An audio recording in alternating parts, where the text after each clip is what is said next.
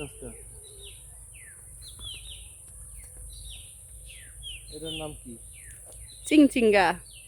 চিচিঙ্গা। কোনটি লাগতেছে কত এই যে এমনি হাঁটতেছি এদিক দিয়ে, কোথাও যাইনি। চিচিঙ্গা কি এই যে বাগানটা হয়েছে, বানটা হয়েছে, এটা কি একদিনে হয়েছে? একদিনে হয়েছে, একদিনে তো হবে না। এখন এই চিচিঙ্গার, এদিকে আসো ক্যামেরাম্যান, চিচিঙ্গার দিকে এদিকে আসো। এই দেখো এই চিচিঙ্গা গুলান দেখো কত বেকা, কত হেকা, কত কি, তাই না? এই চিচিঙ্গা গুলান কিন্তু বেকা হোক আর সোজা হোক, এটা যখন পুষ্ট হবে তখন কিন্তু এটা কি রান্না করে খাইতে মশলা দিয়ে অনেক সুন্দর হবে। এবং আরেকটা জিনিস দেখো, এটা কিন্তু একটা নিয়ামত, আল্লাহর নিয়ামত।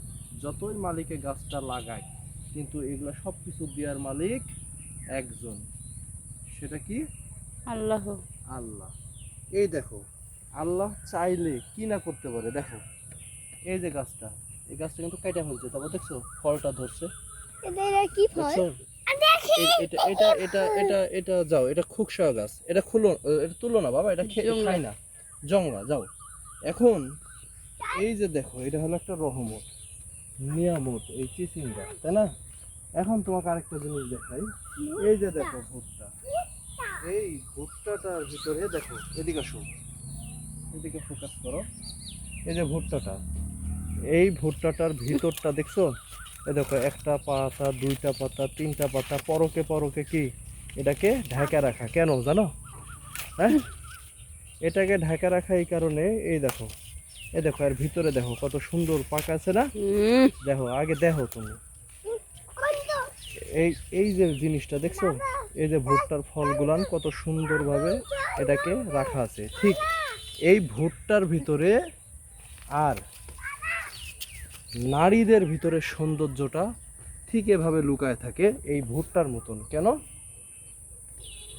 এই নারীরা যখন পর্দা করে তখন সম্পূর্ণ রূপে এভাবে সাজায় থাকে, ঠিক আছে?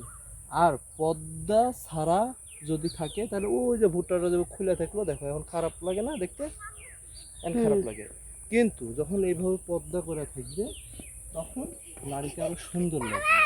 তাই ওই নারীটাও কিন্তু একটা কি আল্লাহর পক্ষ থেকে রহমত এবং নিয়ামত। তাই মহিলাদেরকে অবশ্যই মুসলমান হিসেবে পর্দা করতে হবে।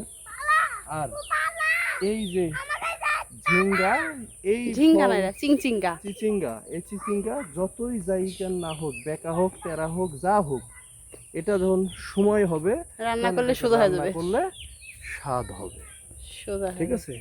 এবং সেই সাথে আরো দেখো আল্লাহর নিয়ামতের শেষ নাই। যেমন দেখো ওই দেখো কত সুন্দর দেখাচ্ছে না আম? এই যে দেখো গাছে আম, আম দেখো ঝলঝল করতেছে, অথচ দেখো ওই আমটা এখন পুষ্ট হয় নাই ভালো মতন।